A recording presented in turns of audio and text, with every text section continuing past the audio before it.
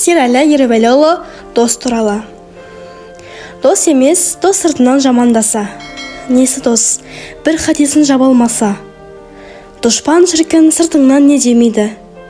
Қауіп етіп, бір адамнан ұялмаса. Дос емес, достың сөзін бөтен десе. Достықтан бір өкпемен кетем десе. Арадан достық неғып табылады. Сағанда бір іс тауып есем десе. Дос емес, достың сөзін көтермесе. Салған жерден түбіңе жетем десе. Не қылып дос атына қосылады. Көтермей бір сөзіңе бүйтем десе. Нағыз дос бір-біріне тарылмайды. Жуырда түрткеніне жарылмайды. Жақсы жаман айтты деп елемейді. Бақ дәулет сол адамнан айрылмайды. Нағыз дос бір-біріне елең болмас. Өкпені қауіп іздеп тізген болмас. Ондай өкпе болса да өткізеді.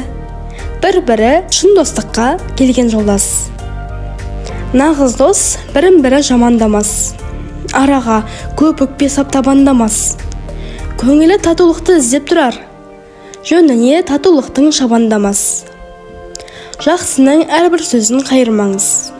Жасыған жезде қылып майырмаңыз.